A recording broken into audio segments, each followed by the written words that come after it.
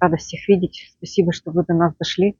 Мы, собственно говоря, Степан Леонидович говорит о том, что мы только начинаем, и я бы хотела рассказать небольшую предысторию, и почему мы, собственно, даже сказать, вернулись к непосредственно этой тематике и к этим семинарам. Прежде всего, прям буквально в 2017 году мы, собираясь кафедрально, обозначили для нас одну из самых, скажем так, важных проблем. И проблема связана с тем, что в современности философия и философское знание оказываются не вполне востребованными. И в связи с этим эта самая дисциплина, а также все дисциплины философского цикла попали в ситуацию, когда количество часов, уделяемых на эти дисциплины, стало резко сокращаться. Идея была такова, что это сокращение привело к необходимости рассказать о том, напомнить о том, что такое философия, для чего она нужна. И вот в 2017 году, и начиная с этого года, мы провели 7 семинаров, итогом которых стали публикации в ваковских журналах. И мы, собственно говоря, все эти круглые столы, которые проводили, опубликовали и поговорили, и попробовали оживить ситуацию, оживить, скажем так, философское знание. Получилось у нас это или нет, конечно, судить уже не нам, а тем, кто принимал участие и кто читал, может быть, а может быть и не читал наши результаты. Вот. Ну и мы в какой-то момент определенный остановились, поскольку у нас продолжается бесконечная реформа в области образования, продолжается та же самая тенденция, которая была связана с тем, что гуманитарные знания так или иначе стали, ну, скажем так, урезать.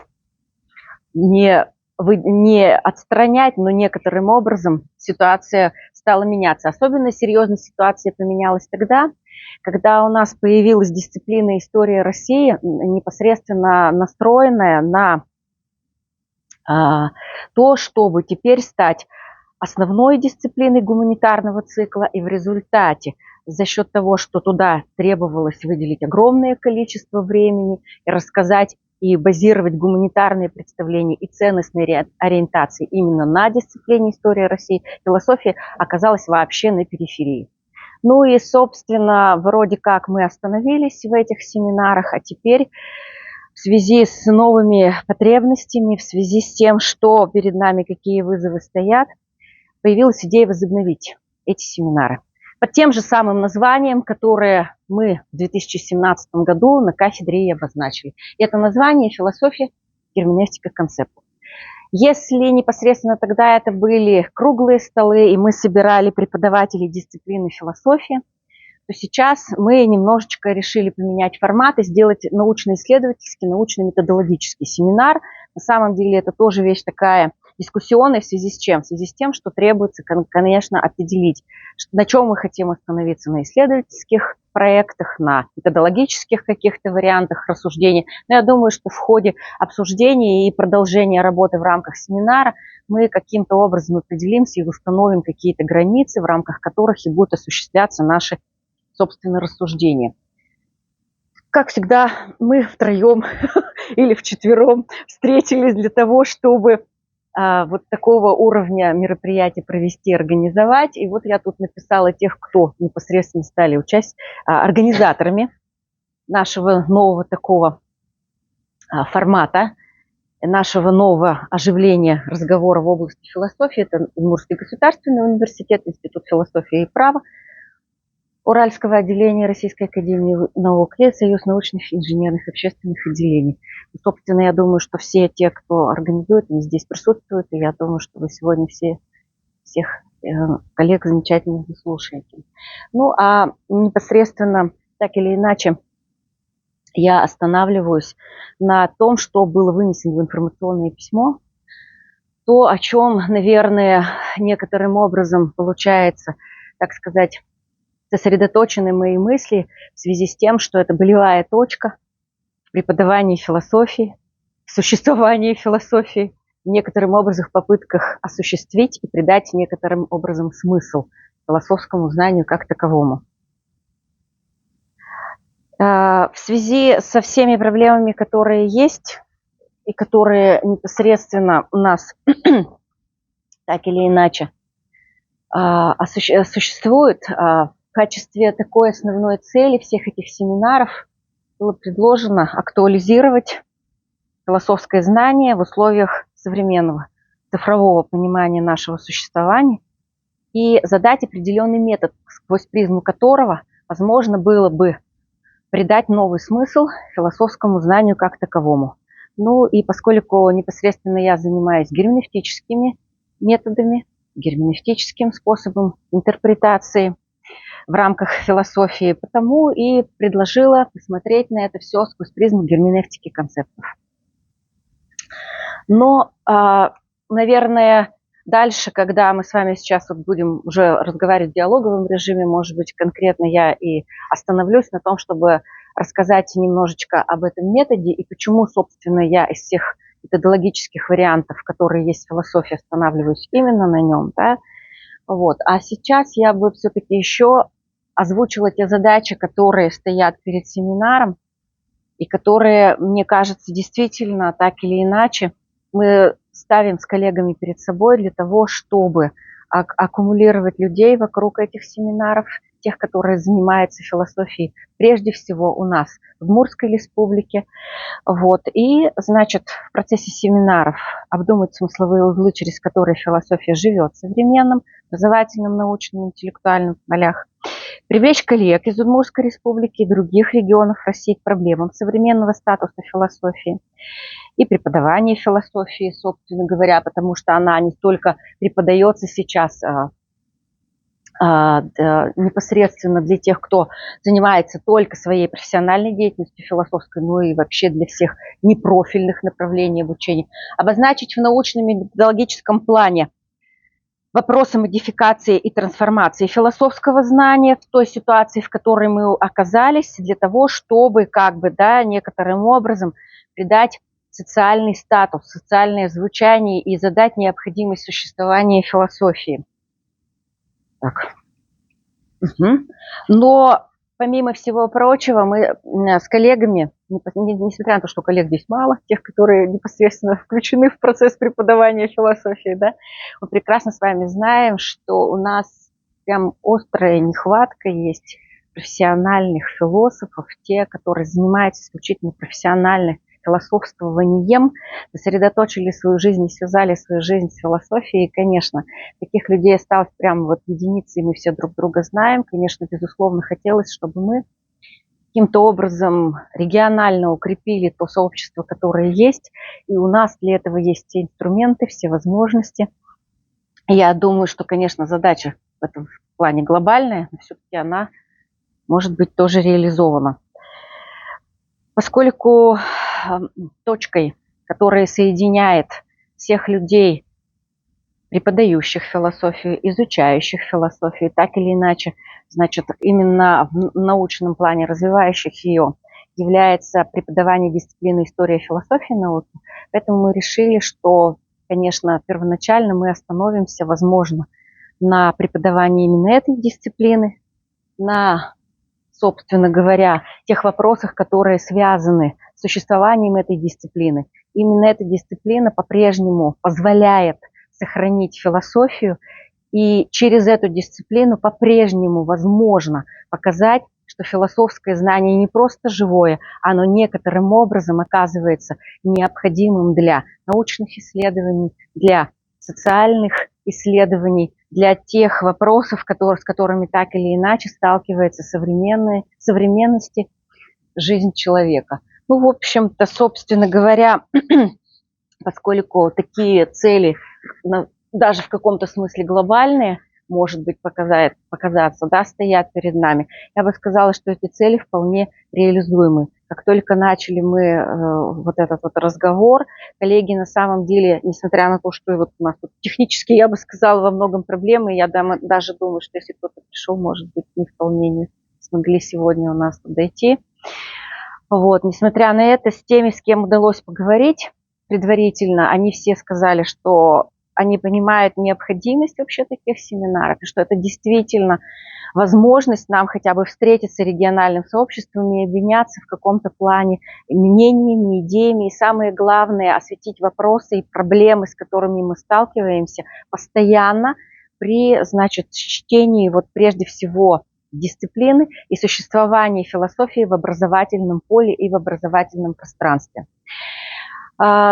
Я думала о том, что, конечно, можно рассказывать о том, какие можно предложить смыслы, и поговорить о том, какие смыслы видят те, которые работают непосредственно в философской области, какие смыслы они видят внутри философии, какие они передают. Но поскольку я вижу, что здесь большая часть людей, которые у нас присутствуют, и не так или иначе связаны с философией не как с тем, что они преподают, но с тем, наверное, что становится для них интересным для чтения, обсуждения, может быть, разговора, может быть, в каком-то смысле использования какой-то части философского знания в своих научных исследованиях. Ну вот, поэтому, наверное, и стоит прежде всего говорить о том или задаться вопросом, мне в том числе, да, какие у нас есть на сегодняшний момент такие проблемы, которые связаны с тем, что философия не обнаруживается как знание, которое у нас необходимо. Итак, почему философия является тем знанием, которое не является необходимым? Ну, прежде всего, потому что философия как система абстрактных представлений связывается с тем знанием, которое на теоретическом уровне осмысливает то, что оказывается практически неприменимо, особенно в тех условиях нашей цифровой жизни, с которыми мы сталкиваемся непосредственно. Можно ли связать те теоретические концепты, которые возникают внутри современных философских дискурсов, с тем непосредственно, что связано с научными исследованиями и с жизнью, которая исключительно технологизирована, цифровизирована и оказывается таким образом настроена или развернута в сторону получения пользы и экономической выгоды от непосредственно использования технологий, и в том числе цифровых технологий.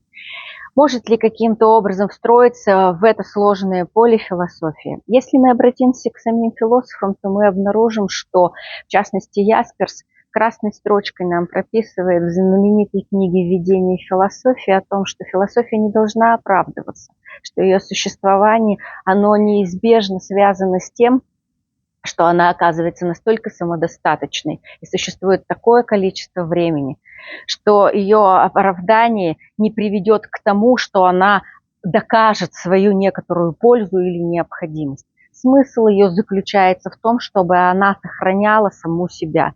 Можем ли мы, как сообщество, например, философов, поставить перед собой такую цель или такую задачу? Сохранить философию такой, какая она есть. И в этом обнаружить как бы некоторым образом смысл для самих себя, для своего существования внутри философии. Или все-таки нам стоит обратиться к тому вопросу, который я обозначила. И может ли стать философия тем, что будет включено в современное поле технологизированных, цифровизированных вариантов существования человека, в которых он непосредственно разворачивается, да, вот к этой экономической выгоде, экономической пользе. С этих двух позиций или с этих двух сторон, глядя на те варианты, которые у нас вообще осуществляются, каким выводом, например, прихожу я, если эти вопросы для нас звучат.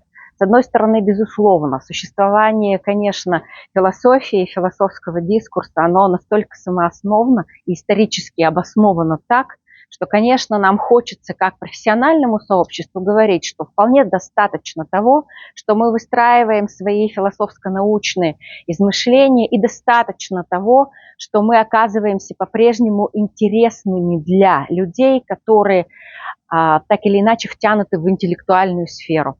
Литература в области философии по-прежнему востребована, книги, которые пишутся, они по-прежнему переводятся, как западноевропейских авторов, так и наших отечественных авторов. Эти книги покупаются, они постоянно презентуются по поводу тех проблем, которые там прописываются, постоянно осуществляются дискуссии, в том числе панельные дискуссии, открытые дискуссии и даже в последнее время, как это ни странно, стратегические сессии в каких-то новых таких вот форматах предстает для нас философия.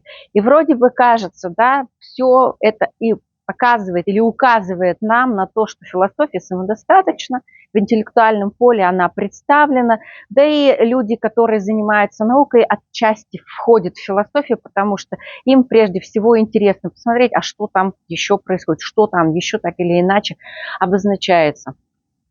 И вроде бы кажется, этого вполне достаточно. И хотелось бы в это вроде как верить. Но когда мы понимаем, что философ – это человек, который живет, философ – это человек, который на самом деле тоже нуждается в том, чтобы существовать, скажем так, да, и у него есть свои человеческие потребности, то тут возникает вот этот самый вопрос, а помимо того, что это знание только лишь интересно, и помимо того, что им интересуются некоторые коллеги из интеллектуального поля, сам философ, оказывается ли в состоянии выжить внутри новых вызовов, которые перед ним стоят. И этот как бы процесс выживания, он опять ставит философию вот в такую позицию, когда она должна либо представить свое знание в виде экономически выгодного, полезного и применимого, либо сам философ каким-то образом должен, да, себя и свое знание представить как имеющее, несущее пользу. В этом плане он снова должен оправдываться перед интеллектуальным сообществом, перед самим собой, перед коллегами в своей собственной необходимости. И такое как бы некое оправдание ожидается. Потому что если вы такие умные, как некоторые люди очень часто говорят, то почему вы такие бедные? Когда мы сталкиваемся с таким вопросом, то этот вопрос, каким образом разрешается и как он вообще понимается, да? Возникает такая вещь, которая, на мой взгляд, еще больше травмирует вообще философа, и его эти вызовы, которые перед ним стоят, практически воспринимаются им самим как неразрешимые очень часто. Да? Получается, что он один на один в ситуации оказывается, когда его, даже не зная его ни как человека, ни как философа, обвиняет в том, что он оказывается неспособным вписаться в современный экономический, технологический, цифровые вызовы цивилизации. И в этих условиях какой ответ он может дать? Если он останется в поле один, то он окажется в ситуации, в которой в какой-то момент оказался Петер Слотerdijk. Я думаю, может быть, вы знаете такого философа, когда он написал замечательное письмо о гуманизме, в котором он говорит, в которое является ответом на письмо о гуманизме Мартина Хайдеггера. Начинает он это письмо со следующих слов.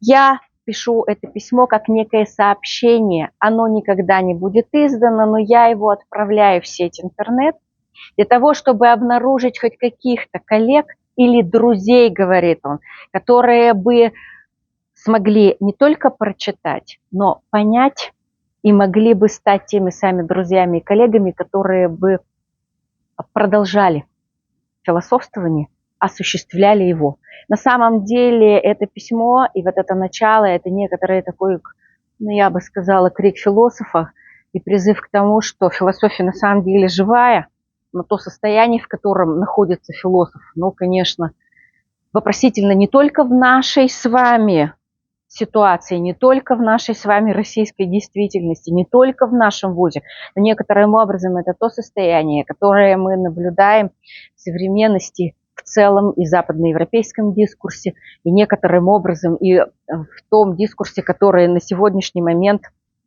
все больше и больше у нас в России присутствует. Это тот дискурс философии, который развивается восточной, я скажу так, философии, но пытаются сейчас привлечь или сделать философски образным то знание, которое у нас передается от коллег из Китая, от коллег, которые трудятся в арабском мире. И вот непосредственно их влияние, их участие, оно указывает на то, что те вопросы, которые я обозначаю, и перед ними стоят точно так же актуальны, и они в ситуации существования внутри этих проблем также говорят о том, что оказываются в некоем таком состоянии одиночества. Что можно, каким образом возможно преодолеть или помочь выйти философу из такой ситуации? Может быть, вот эта вот попытка организовать наши теоретические семинары, это аккумулировать или некоторым образом объединить тех философов, которые еще продолжают философствовать и развивать свои знания. И вот это объединение, как некое сообщество единомышленников, это и есть, может быть, какой-то такой вариант, в рамках которого философия может продолжать существовать, который может оказаться тем полем, где философ будет высказывать себя не так, как Слоттердайк, отсылая письмо просто в пространстве интернет для нахождения некоего друга, а все-таки кажется тем местом, где философ может себя предъявить во всей своей полноте и может быть услышан теми, кто непосредственно, значит, себя, кто его может понять, кто его может услышать, как я сказала, как в неком пространстве единомышленников. Насколько эта поддержка, которая здесь возникает, разрешит те вопросы, которые я обозначила, это, конечно, вопрос. Поможет ли образовательный дискурс и пространство образования разрешить тот вопрос или те проблемы, которые стоят перед философом? Возможно, отчасти. Но если мы столкнемся с вами с образовательной системой, то мы обнаружим, как я уже сказала, философия находится на периферии гуманитарного знания в связи с тем, что историческая наука, а также, например, такая дисциплина, как основы российской государственности, политологическая по своей структуре и наполняемости, отодвигает философию еще больше и делают ее совсем практически исчезающей. Такая ситуация не только в нашем вузе, когда у нас осталось уже 10 часов семинарских занятий, это 5 занятий вообще. То есть мы понимаем, что в рамках такого мы просто где-то вот с краю там стоим и говорим: привет, ребята, дисциплина философии есть. Да? Больше мы ничего не можем об этом сказать, но мы в такой ситуации находимся. Еще раз подчеркну, что такая ситуация с часами в образовательном пространстве, в высших учебных заведениях, не только в университете, в нашем Удмуртском государственном, но и в других университетах. Конечно, вот здесь нет коллег, но я уверена, и я разговариваю с ними, постоянно поддерживаем так или иначе связи, и могу от их имени сказать, что у них ситуация такая же. Если мы возьмем вузы нашей с вами Удмуртской республики, то, конечно, безусловно, буквально вот в переписке со Светланой Ипатьевной Платоновой, доктором философских наук, которая преподает на кафедре философии и гуманитарных наук сельхозакадемии, бывшей сельхозакадемии, нынче в аграрном университете.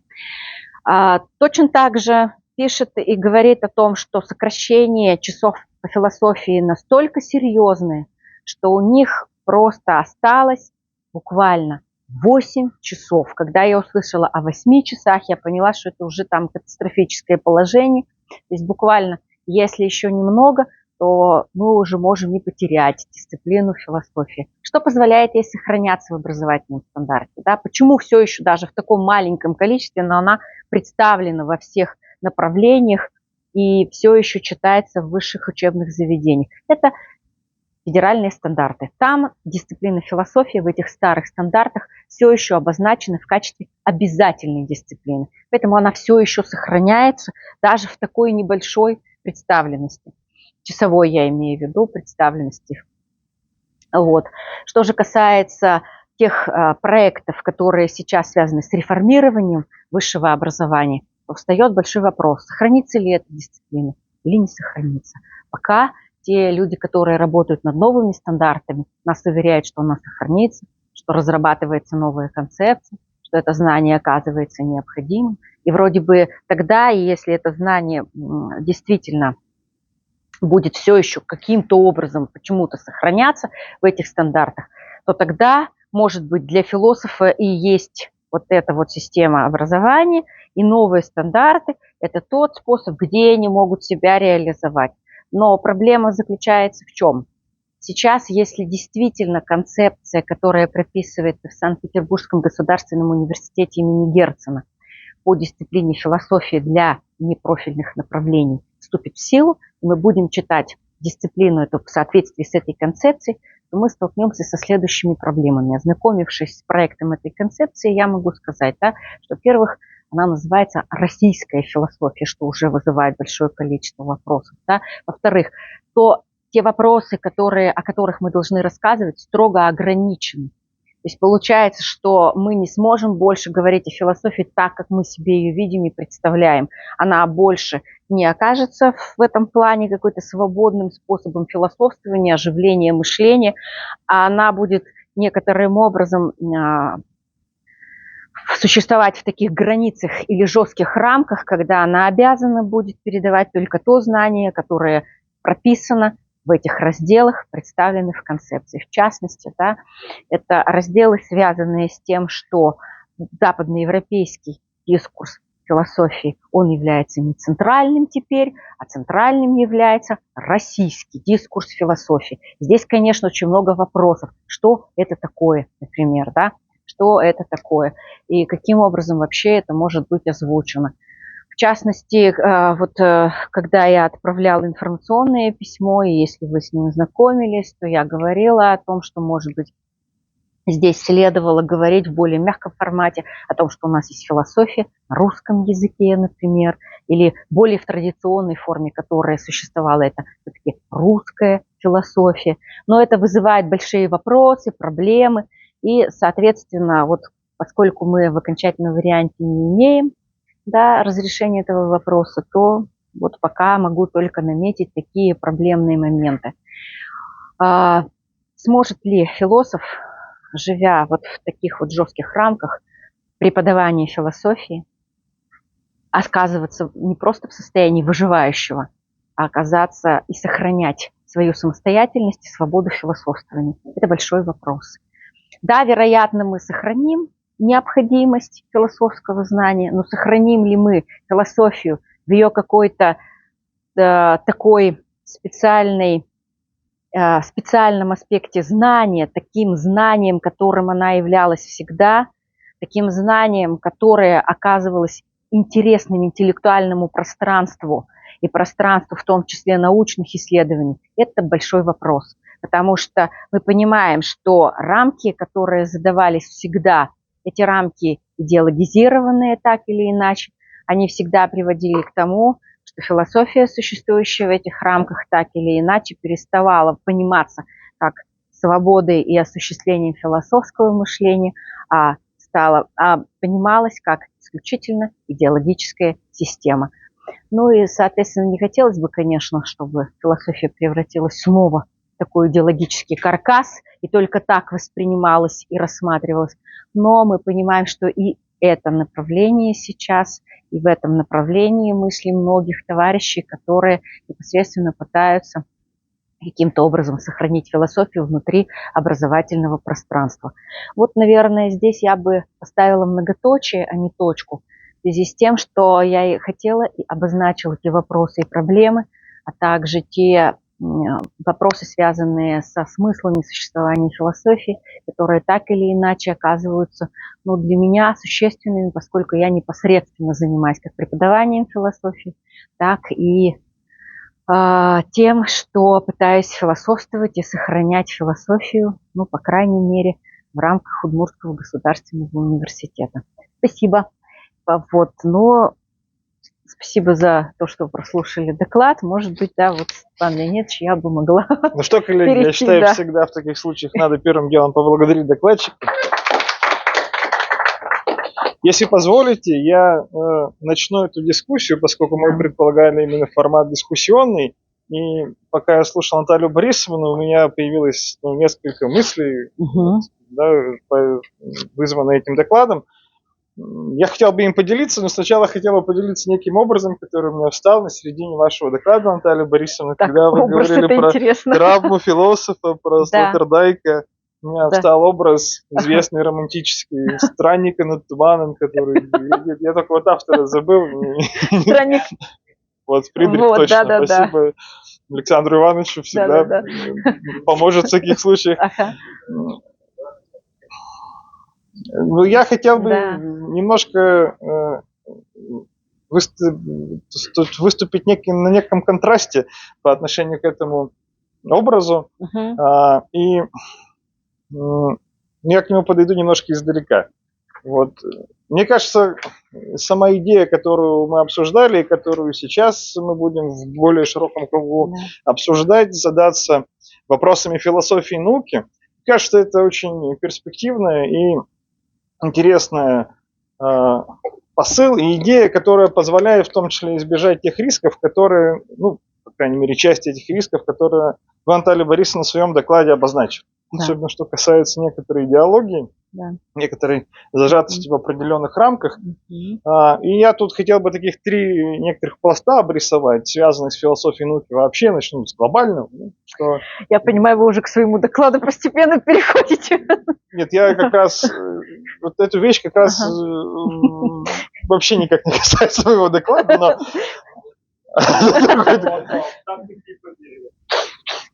Я продолжу. В конце концов, микрофон у меня в руках, поэтому на записи слышно только меня. Ну и Наталью Борисовну. Ну, всегда вообще, да, с тех пор, как наука появилась, всегда рядом с ней была определенная традиция философствования. И очень крупные, особенно те философы, которые развивали метод познания, да, начиная там с Декарта и Канта и до сегодняшнего дня, это часто это возникает на стыке исследований, да, науки и исследований предмета науки, способа, методов науки, которые приносят огромные, большие плоды и самой философии.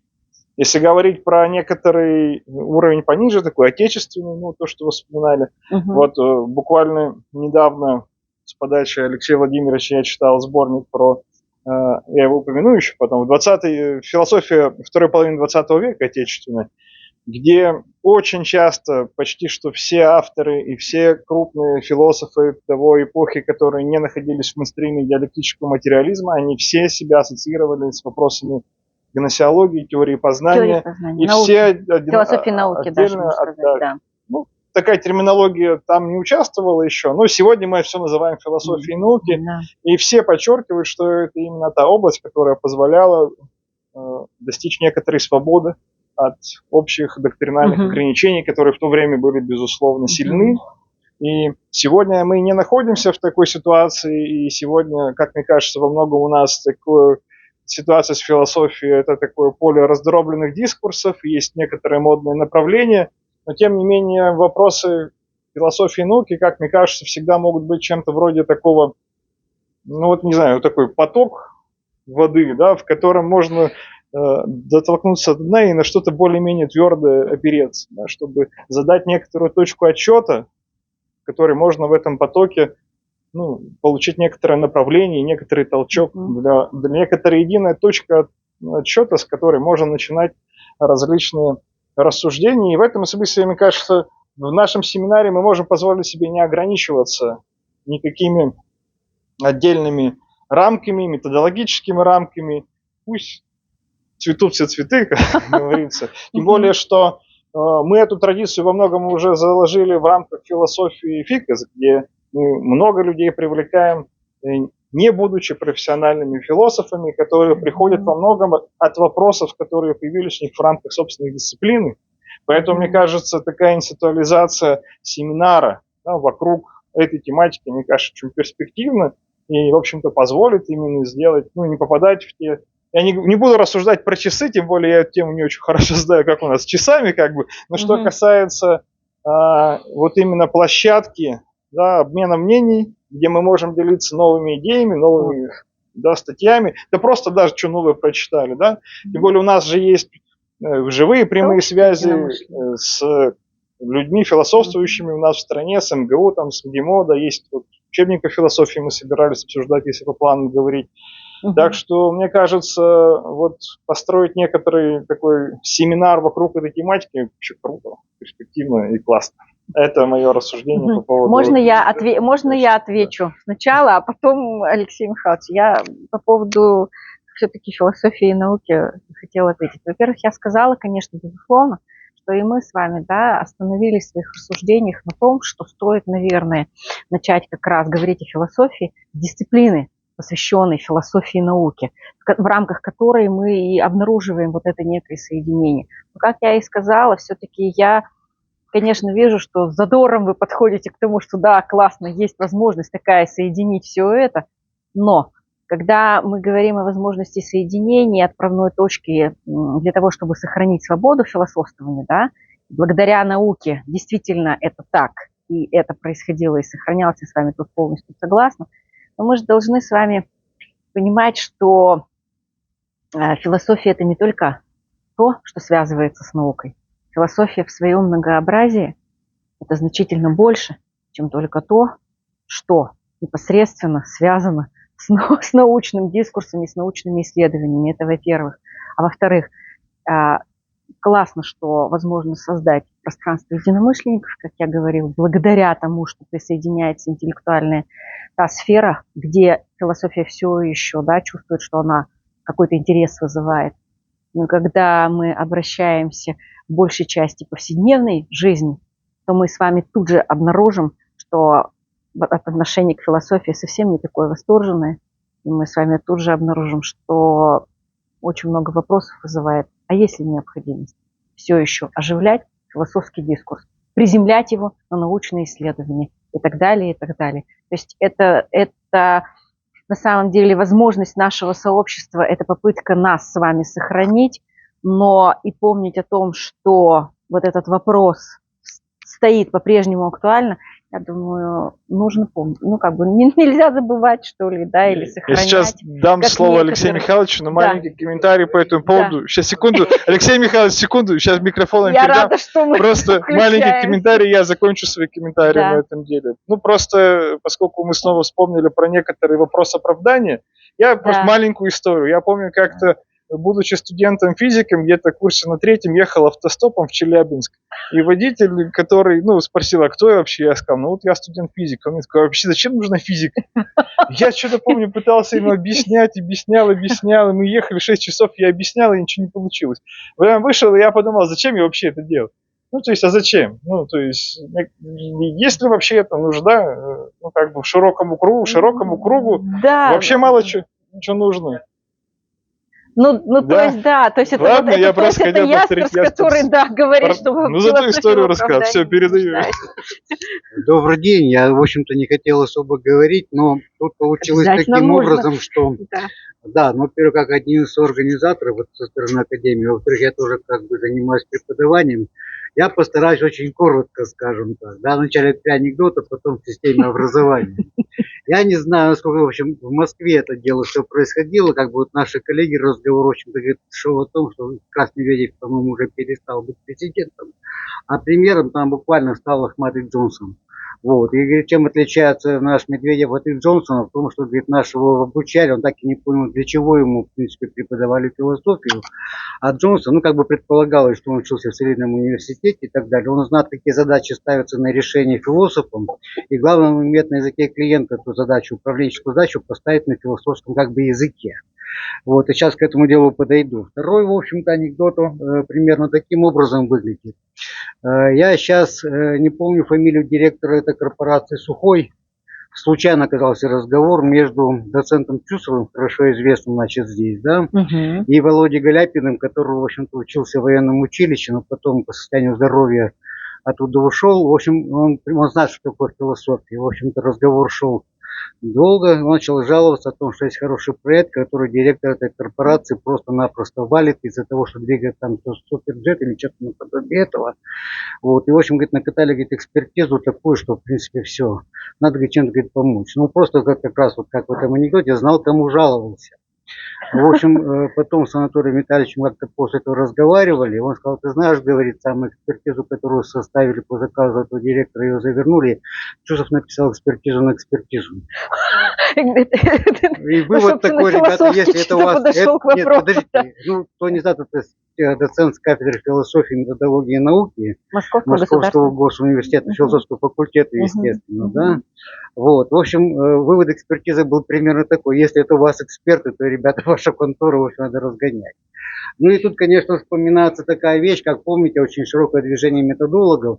По этому поводу вспоминается Щедровицкий-младший, который начинал с 70-х годов вместе с Кириенко, который сейчас замглавы администрации. Он прошел все стадии, как его Сергея Лубеновича, Он, я помню, там в СПСе активно работал с ним, потом Кириенко ушел на ПФО, Щедровицкий был там, потом Кириенко был, соответственно, получается, директором Росатома, по-моему. Все в Росатоме жаловались не на Кириенко, а на Щедровицкого, в том, по-моему, числе и ЧМЗ там каким-то образом зацепилось и так далее.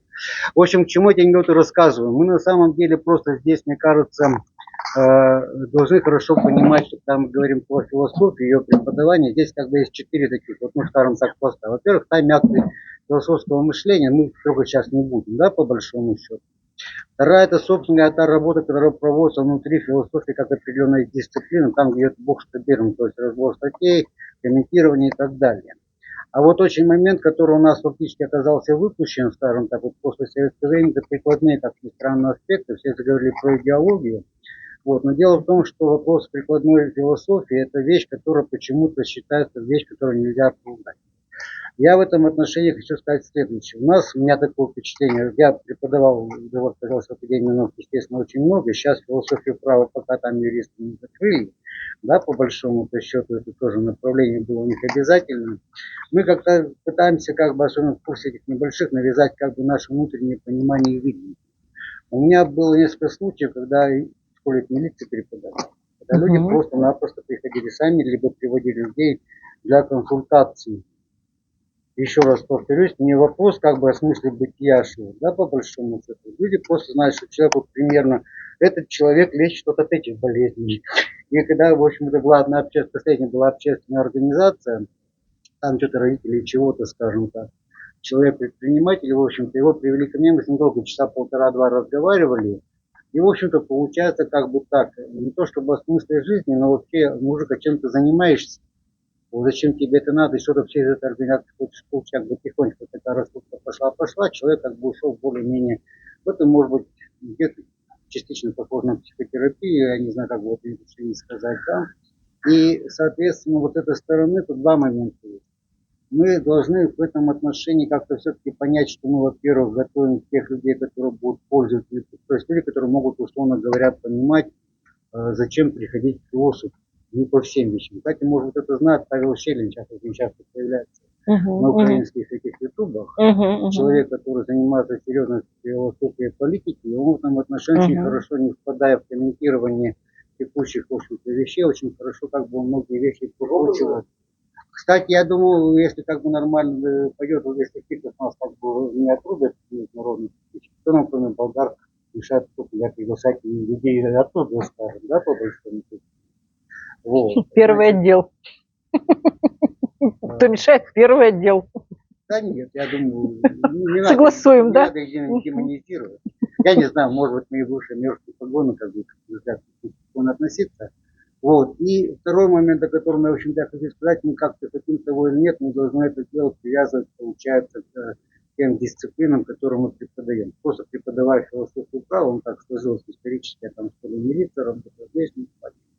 Вот, соответственно, работать с этой проблематикой надо понимать хорошо проблематику, с которой работают очень тотальная дисциплина. Вот, ну, банальная вещь, постановление юридической истины, грубо говоря, в судебном разбирательстве. Мы там как бы заходим, там серьезные вещи, когда Следственный комитет, процессуальный кодекс эти вещи пытается вернуть. Там надо выстроиться общество, да, там в это отношение я вынужден условно залезть, там оказывается не только вопрос о том, какие типы истины, объективные либо формальные, да, там вопрос, это связано с другими принципами, это вообще типа организации судебного процесса. Вот, к сожалению, маленькие эти часы, которые сегодня остаются, они не позволяют вот такого как бы вещи нести, и когда ты понимаешь, грубо говоря, вот с какой проблематикой приходится там работать, условно говоря, и литературу, которую очень вот заставляешь читать, она как бы немножко другая страница. Я, по крайней мере, когда с юристом работал, я не заставлял читать как бы еще вот один текст. Условно говоря, в этом году мы разбираем имена. И вот одну книгу, у меня поскольку часов было не так много, ну где-то 3-4 месяца. Мы, в принципе, один текст разбирали полностью, вся проблематика, которая там была, на русском. Я к чему вел речь? Потому что вот тут очень интересная штука получается. Вот опять по поводу самоопределения семинара. С одной стороны, вроде бы, да, как бы сообщество нужно уже дать нас славить, где это кажется, да. В конце концов, подтянуться, в общем-то, собраться в нас действительно. Вот там, по большому счету, здесь, да. они сами по себе. Вот, да, с одной стороны, как бы, в общем-то, активизировать это дело. С другой стороны, в общем-то, если мы выходим как бы на вопрос преподавания, это немножко другая штука. доклады, мы там должны понимать, что мы, в общем-то, должны готовить людей, которые, в общем-то, не задавали бы вопрос, что такое физика. Вот. Это, конечно, вопрос не касается как бы массы. Насчет массы повседневно здесь переживать не надо, но я вот как-то долго смещался, а потом стал спокойно. Вы знаете, когда мы знакомы, представляют мне как доктор философии, на многих людей это до сих пор производит впечатление. Во-первых, доктор, во-вторых, философии как бы производит.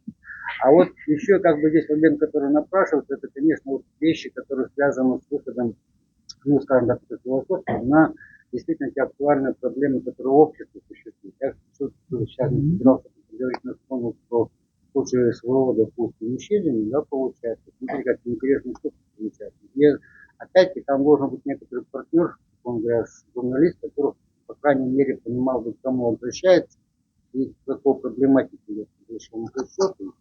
Вот. И в этом отношении как раз интересно было бы сегодня поговорить и ту, и другую сторону, просто на общем на будущее. Так что, в общем-то, мы действительно в этом отношении должны, может быть, выходить этих коммуникативных. В этом отношении то, что мы в конце концов стали записываться. Ну, это самое время сказать, Алексей Михайлович, подписывайтесь на канал. Я не хотел говорить. Ну, Алексей Михайлович, можно я тоже, значит, отвечу по этому поводу, да? Мне, конечно, безусловно, понятно, что речь так или иначе начинает заходить о так называемой практической философии, или, да, потому что философия практически применяется. Конечно, безусловно, то, что у меня сейчас сразу в голову приходит, это то, что наши новгородские друзья Никита и Маленко, два доктора наук, открыли и им лицензировали такое направление, магистерскую программу, которая называется «Идеология национальной безопасности». Это товарищи, которые занимаются в рамках этой программы исключительно тем, что они как раз прикладывают философское знание, как вы говорите, да, вот, к решению этих вопросов и задач, которые стоят. На самом деле штука интересная, и программа у них получилась интересная. Я не знаю, что они там действительно читают, но если посмотреть ту тематику, которую они задают, весьма и весьма. Но помимо ведь всего прочего, конечно, я думаю, что может ли вот такая практическая применимость, и то, что я слышу о практической применимости, это вопросы, связанные еще с этикой. Вы, конечно, озвучиваете тоже через понятие связи, да, философии и науки, как через представление о праве и течение дисциплины философии права. И здесь соединение юриспруденции как науки с философией, то, каким образом они друг другу могут быть необходимы, но еще вот такой вот этический аспект, который сейчас выходит на первый план. И у нас читаются очень многие дисциплины, и они говорят о том, что этика раньше лишь была частью философии, а сейчас это сфера профессиональной применимости. И вот давайте мы теперь, значит, этику как некую отдельную научную дисциплину не будем больше привязывать, да, к тем философским общим рассуждениям, которые есть, а непосредственно, да, обратимся к этике профессиональной. Конечно, мне кажется, что может быть и рассмотрение или взгляд в эту сторону тоже, да, может каким-то образом вывести наши разговоры, в том числе разговоры в области философии, преподавание философии на каким-то новым каким-то горизонтам, может быть, еще к чему-то, да, попытка вернуть вот эту вот этику непосредственно, да, как часть философской дисциплины. Но ведь еще у нас в качестве практической применимости есть и логика, о которой мы забываем, а которая один из самых сильных инструментов, который разрабатывается исключительно, да, все-таки теоретически, именно в философском дискурсе, а дальше применяется в научном знании, интеллектуальном пространстве и так далее. Но это, конечно, методологические вопросы, о которых вы сказали. Конечно, безусловно, здесь поле практической применимости философии, оно действительно большое, и действительно вы правы, что его можно задавать. Психологические моменты, я говорю просто психологические моменты, о которых вы сказали тоже, это тоже ведь некоторым образом тренд, в рамках которого пытаются работать современные философы. А именно, у нас стоит задача восполнить нехватку, нам говорят, да, профессиональных психологов. Слушайте, давайте обратимся к философам, потому что они тоже могут, как неким образом, такие товарищи, мыслящие в этом направлении, да, а именно о бытии человека, о человеческом существовании и так далее, да, как бы вот помогать в определенных ситуациях разрешение каких-то жизненных проблем тем, кто будет к ним обращаться. И в этом плане философа приравнять к психологу. Я, конечно, знаете, с этим направлением совсем не согласна, но то, что есть в современности такие попытки, это факт. И я согласна, что закрывать или как бы замалчивать вопрос о том, что философия практическая может быть, не стоит, а может быть действительно стоит говорить об этом и посмотреть в эту сторону более интересно и внимательно, да, с позиции уже философских рассуждений, то есть не с позиции психолога, как он видит, что может делать философия, не с позиции юриста, как там истина будет работать и так далее, а наоборот с позиции философии. Я просто высказала свое мнение относительно того, что вы я понял, что я как-то, видимо, не до конца явно четко выразился. Во-первых, по поводу прикладной или практической философии. Я не люблю этику. Я не люблю. Минуточку. Я сразу говорю, к психологам отношусь как к классовым врагам. Ой, ну уж. Это у меня просто как у человека с небольшим опытом консультирования в социологической части здесь, я сказал бы так, они рынок портят, и меня просто читать. Маленькая реплика. Вообще, я не говорил про философию права как методологию науки, потому что в моем понимании, как раз в нашей цивилизации, прикладная философия — это не этика, как на Западе, а это как раз именно философия права, которая работает через публичное пространство. Ну, философия политики тогда тоже. Я про другое пытался сказать. Я хотел сказать, что в любой как бы деятельности есть некоторый определенный предельный, как вот у вас принято в вашей школе говорить, смысл. Вот эти люди, которые ко мне обращались, или вот, допустим, даже когда говорят, ходят коммерсанты, у меня не очень большой с ними опыт общения, это на уровне психологии выглядит как, например, выгорание, то есть человек утрачивает смысл того, чем он делает. Например, разговариваешь, будешь передавать дело своим детям, не хочу такой жизни. Ну, что говорит? И, в общем, то есть люди просто-напросто не понимают смысла того, что они делают, это как бы получаться навязано. То есть в этом смысле, ну, вот берем педагогов, например, да, то есть смысл там получается. Вопрос, вот, например, формирования человека, это опять-таки про смысл идет в первую очередь, да. Вот об этом идет речь, не о том, чтобы вот именно подменить там психологов либо педагогов, потому что решать это. Вот эта вот штука, она работает в предельном случае вот на такие-то вещи. И здесь как бы были такие исторические варианты, и там можно вводить историю философии, да, получается. Вот. Поэтому я ни в коем случае не предлагаю именно как вот уходить от философии в что-то такое, вот, пытаться заменить нас чем-то другим. Именно должна оставаться философия. Поэтому вот эта часть, собственно говоря, наш бухштабирован, собственно, эти попытки где-то вот так мышления, скажем так, совершать, они должны быть именно за нами, скажем так. Да? Другое дело, что вот мы и тут я 100% согласна, за нами не понимаем, например, тоже первый курс, даже магистр-юрист, например, да, это человек, которому таким вещам как бы не обучен, ему-то ни о чем не говорит. То есть в этом отношении выходить на... Я когда-то, например, пытался в философию права делать закономерности формирования исторического генезиса и формирования юридических значений. И дальше пошла вся там совокупность этих базовых понятий, как она появлялась, менялась по большому счету, да, насколько она в этом отношении сегодня под знаком вопроса оказалась, там много интересных таких вещей, это не методология. Это именно как раз разговор об этих предельных смыслах. Это разговор о смыслах, да, поле смыслов, которые есть, да. Это не профессиональная этика, не профессиональная этика читать действительно отдельно. Я постараюсь больше ничего не делать. Время на это все равно уже не будет. Поэтому, да, Алексей.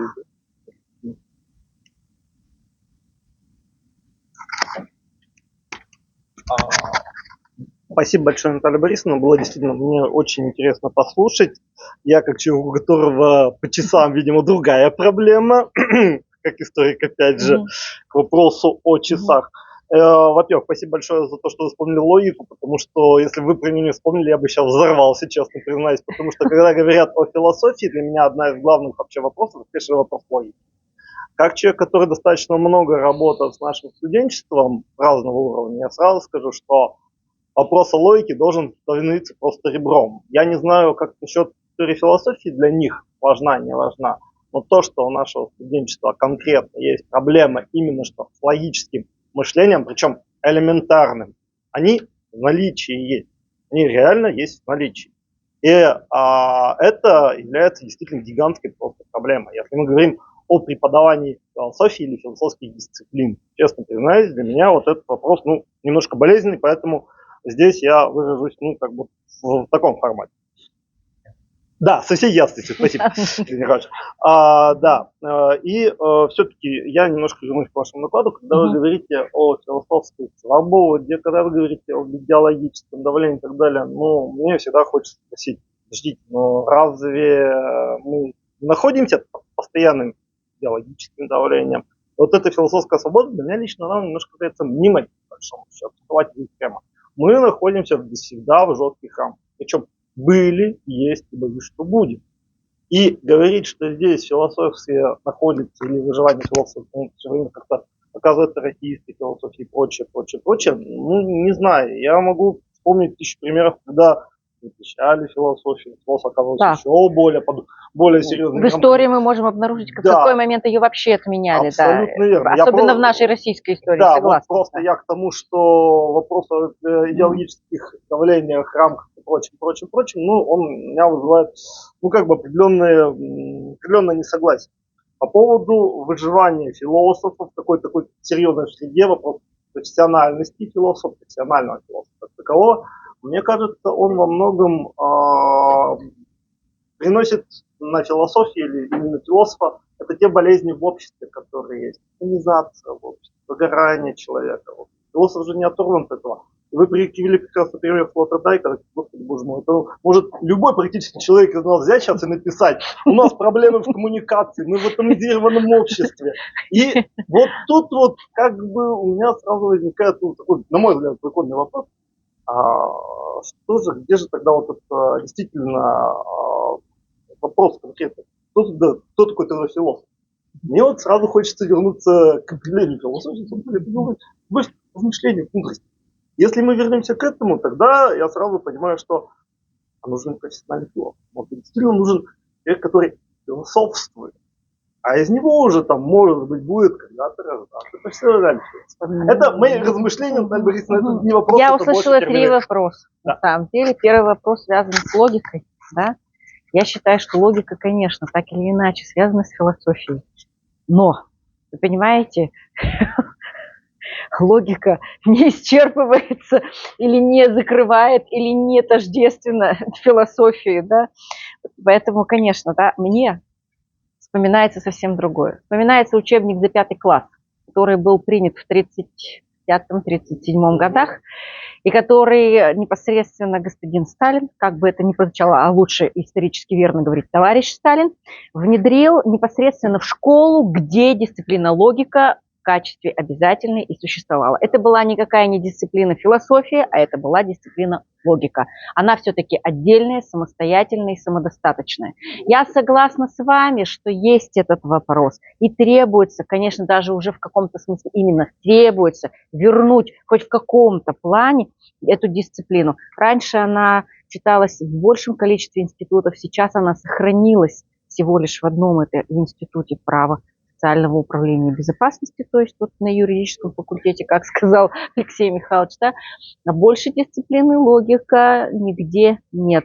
Но, еще раз повторюсь, философия – это отдельное представление о том, каким образом существует и развивается мышление как таковое, и оно не соединяется исключительно с теми логическими, классическими структурами, которые преподаются в дисциплине логика. Философия более широко смотрит на логику. Она смотрит на нее и в том числе с позиции того, что она может быть не классической, да, логикой бессмыслицы и тех вариантов, которые вырастают вот из этого всего. Да. Поэтому, конечно, проблема, понимаю, есть, но нет, ну, такая, да, вопросительная. Что касается...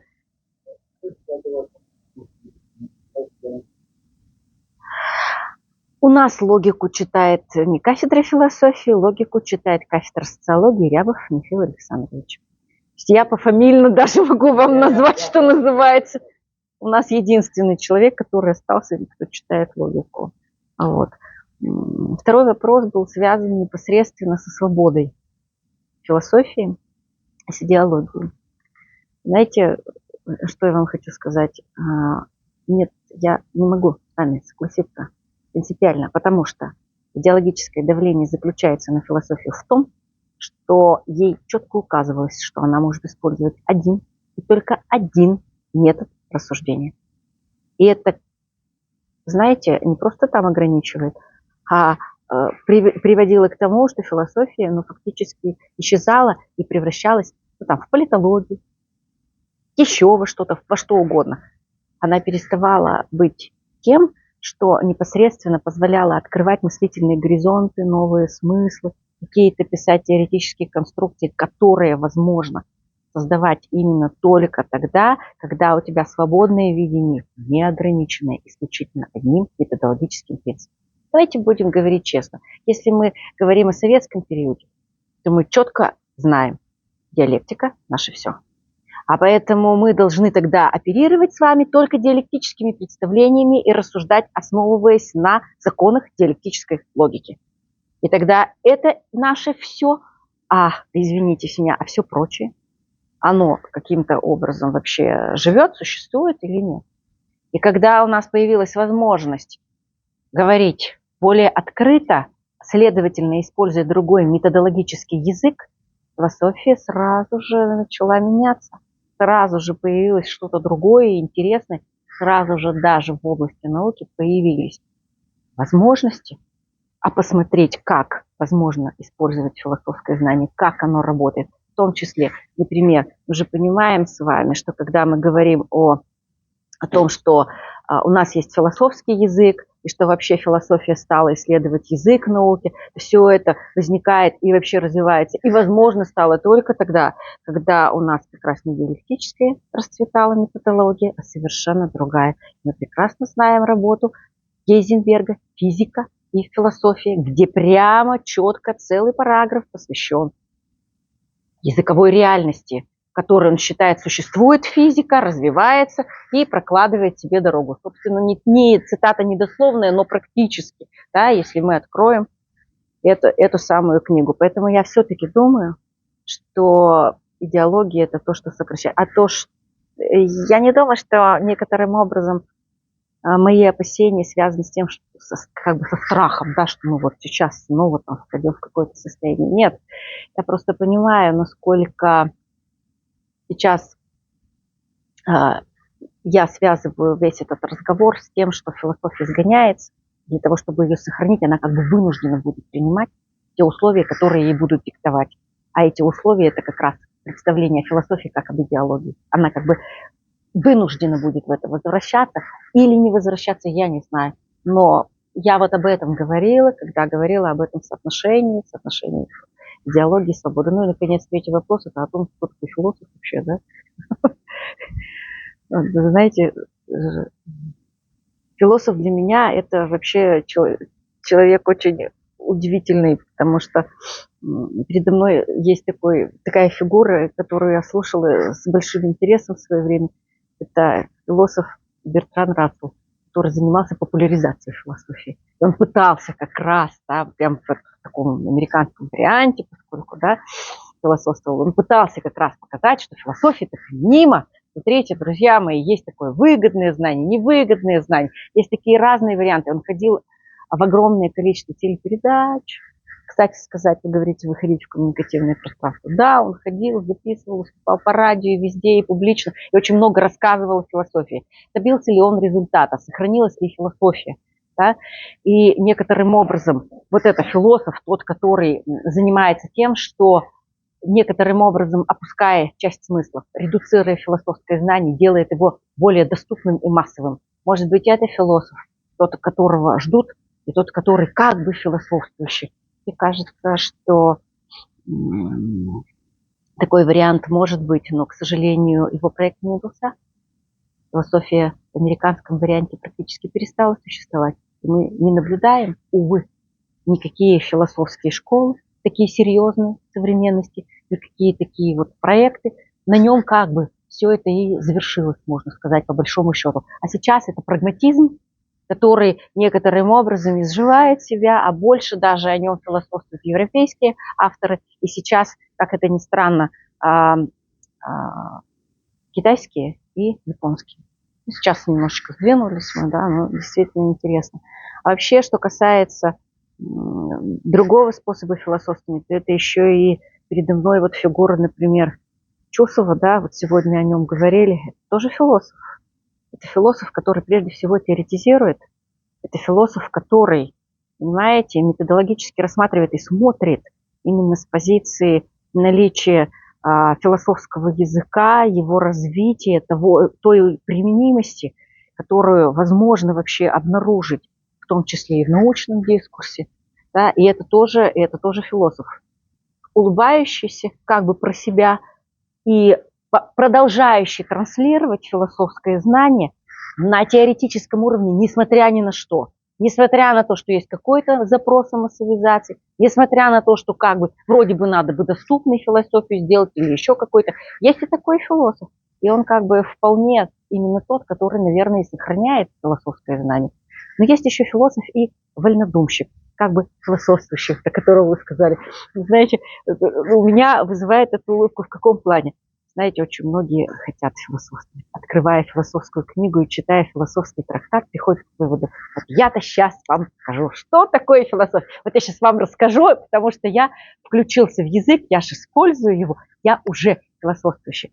Но вы знаете, печаль заключается в том, что некоторые предполагают, что прочитав несколько книжек по философии, они сразу же становятся философами. Совсем не так. Прочитав несколько книжек по физике или математике, мы не делаемся ни физиками, ни математиками. И явно мы знаем, что прочитав несколько книжек по истории, мы не историки. Да? Есть некая профессиональная область, в которой все-таки формируется определенный способ мыслить и говорить. И это, конечно, культура философского знания, культура физического знания, культура математического знания. Если это сохраняется, то тогда мы только и говорим, что есть философ-профессионал. А таких вольнодумцев, как бы историков, как бы философов, как бы физиков, сейчас масса. К сожалению, от того, что мы не вполне серьезно относимся к этой проблеме, у нас и возникает, да, в современной физике так называемые плоскоземельщики или кто там они, не знаю, которые пытаются доказать с физической точки зрения, что на Земля плоская, да, историки, которые говорят: ну вы что, в 18 веке у нас, да, была там что-то, атомная бомба взорвалась, да, и они говорят: да вы что, вся история, ничего вы не знаете, значит, все. И таких очень много. Тех, которые, как бы думая о том, что всего лишь использование некой терминологии позволяет им быть профессионалами. Но это вовсе не так. Но это мое мнение. Вот, поэтому все-таки я, когда говорю о философии, я говорю о философе-профессионале, который сохраняет культуру философствования, методологического рассуждения и на теоретическом уровне, и оказывается тем, кто поддерживает его. Ну, вот это для меня так. Ну, я думаю, что может быть и для каких-то других людей. Все, Степан Леонидович, я думаю, что да, наверное, мы уже завершаем какую-то мою часть. Амбициозный план был на сегодня, сделать 2 доклада и при этом уложиться в 2 часа. А поскольку времени уже 15 минут 7-го, то да, нам пора переходить ко второй части. Да. Да. Я тогда думаю, что с удовольствием... Можно пока это оставить.